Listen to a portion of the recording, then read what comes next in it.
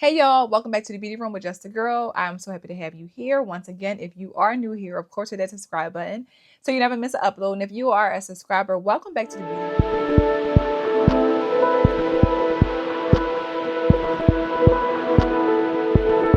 I shared a video on my channel, an old video that I recorded in regards to how a woman carries herself and conducts herself and just being a feminine woman. I got really good feedback. I know that I'm growing this channel, so that did really well. So I'm really happy that you guys came across it and you enjoyed the video. And I did get some comments saying, can I talk more about femininity, being more feminine? And I'm just like, of course, we love to do makeup, get ready, all the things. And while I'm sitting here, I'm going to make sure that my lips are moisturized because sometimes I forget to put lip gloss on. So, okay, we're looking good. Okay. So I wanted to talk about just the foundation of being a feminine woman, embracing your femininity. I am a big believer that a woman learns the early stages of being feminine from the home that she grows up in, right? And a lot of times you are watching your mother.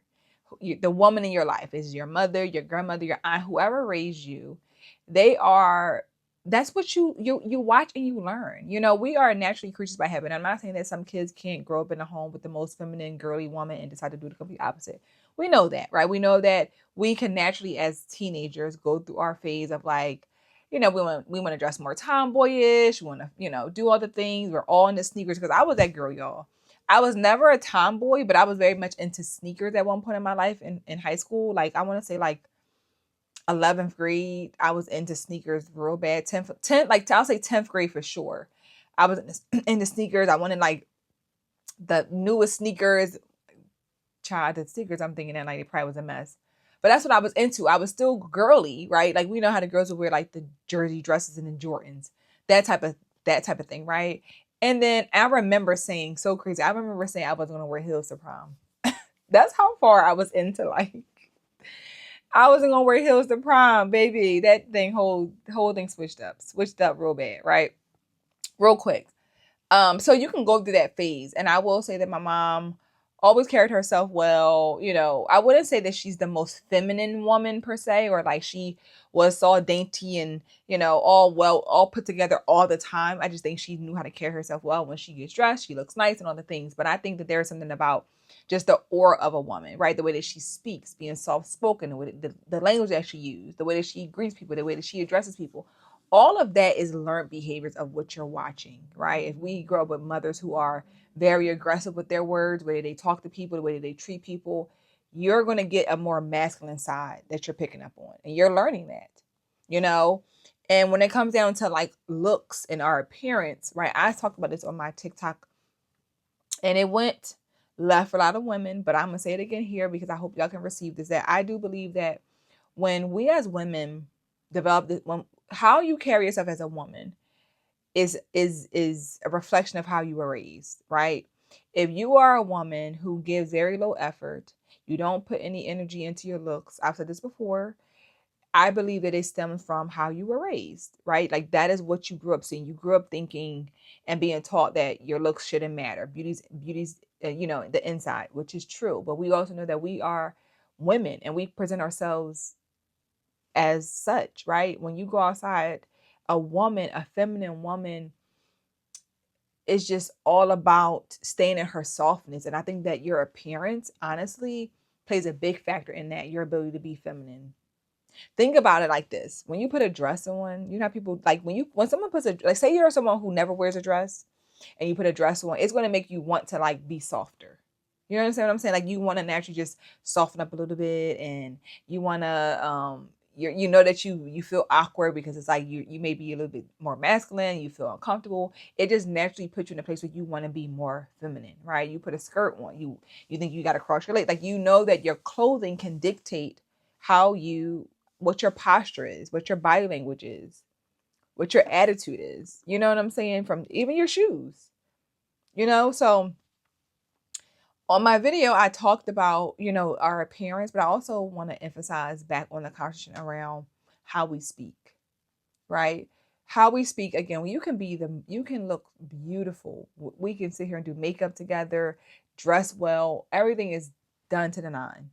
But that mouth can really turn you into just, it takes your femininity away just based on how you speak to people, how you talk. If every word out your mouth is a cuss word, as I said, that is going to change the dynamic of that's a feminine woman. You know, like that's a soft woman. If you're dropping F bombs and like I said, the women who say, suck my D, that is the most disgusting, egregious thing that a woman can say. There's nothing feminine about her. Right. And I know we're all work in progress. So if you're watching the video, you like, oh my God, I curse a lot. If you're making progress that you want to be intentional about, that you don't want to do that and you want to change your language because it's been what you've been doing for a long time, I get it. We do what we've always done. But when you want to change up and become more feminine, you want to be more soft, you want to be more, ladylike, you got to know that you got to change up a lot of things about yourself, just not on the outer. You can't just go buy a dress and do your makeup and think that's going to be the end all be all of being feminine, because it's not necessarily just about wearing pink and florals.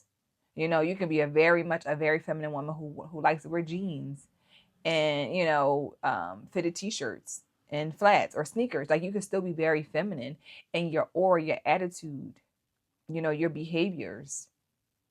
Like, literally simple things. Like, and I had a charm school that I hosted back in April, end of April, for teenage girls, around etiquette and around, their behaviors and how they speak, how they present themselves, and knowing that you're going to be judged.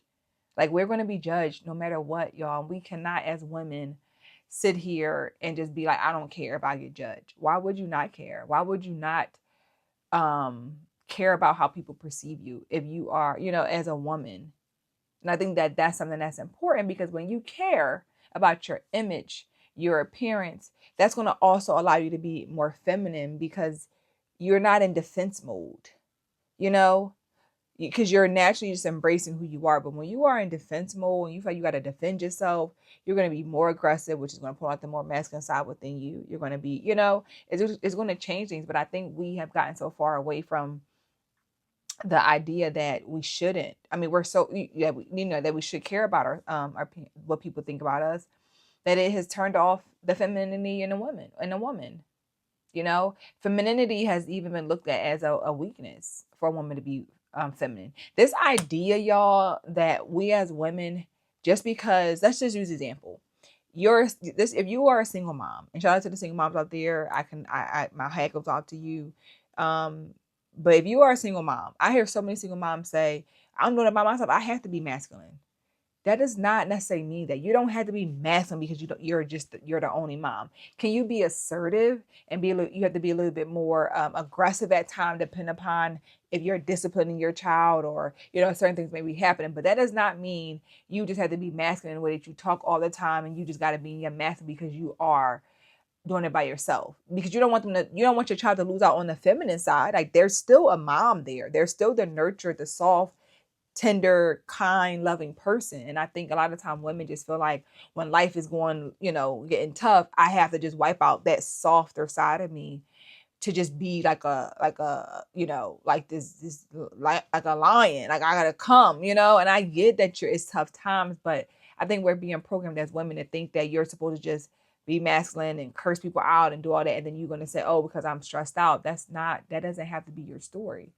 You can still learn how to handle your stress, deal with your anger, and not turn off your femininity altogether.